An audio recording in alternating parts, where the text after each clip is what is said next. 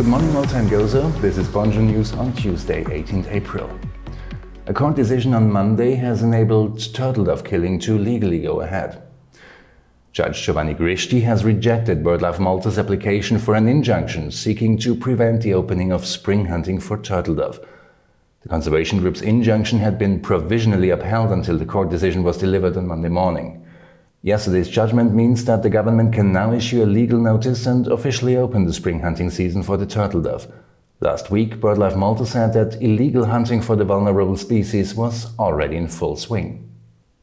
And BirdLife Malta expressed its disappointment, saying the court's decision appeared to solely rely on government reports. Those reports by the Wild Birds Regulation Unit conveniently ignore the real status of the vulnerable turtle dove, the NGO said. The court disregarded all other scientific data from reputable institutions such as the International Union for Conservation of Nature, BirdLife Malta CEO Mark Sultana said. The NGO announced it will share this outcome with the European Commission, which initiated an infringement procedure against Malta in February. A group of no-deposit cars clients have formally requested the launch of a magisterial inquiry into their allegations. They've been alleging serious crimes, including theft, money laundering, stalking and kidnapping. Their accusations concern the company itself and its representatives Christian Borch, Joe Kamenzuli, Luke Milton, Thorn Munjan, James Spiteri and Tyson Gregg.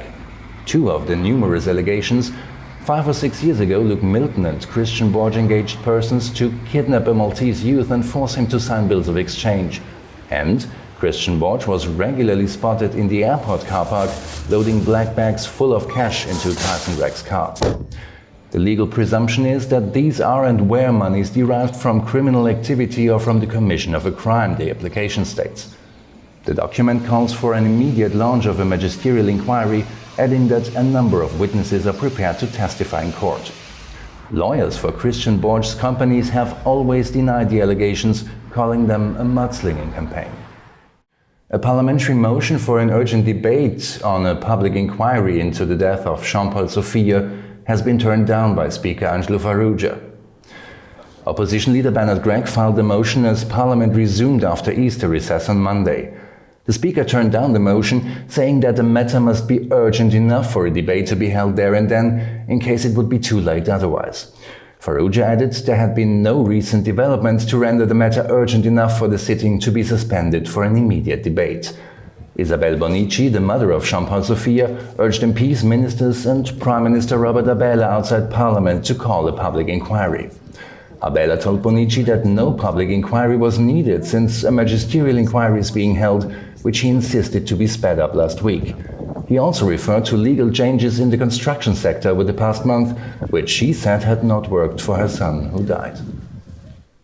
And moments later, Occupy Justice staged a protest outside Parliament. The group said it wanted to highlight the fact that politicians and government appointees, elected and nominated respectively to serve the country, are instead using their positions of privilege to pillage the country's coffers for their personal gain. Occupy Justice particularly made reference to MP Rosie Ankutaya and her close relationship to alleged Daphne murder mastermind Jürgen Fenech. Of course not without a Bulgari handbag from yours truly. There she goes. Also on Monday, Rosie Ankutaya was removed from the Parliament's Social Affairs Committee she chaired. Labour MP Randolph De Battista replaces the now independent MP, and PLMP Katia De Giovanni will now chair the committee. And the weather today? Mainly sunny, less windy and up to 19 degrees. Have a lovely day.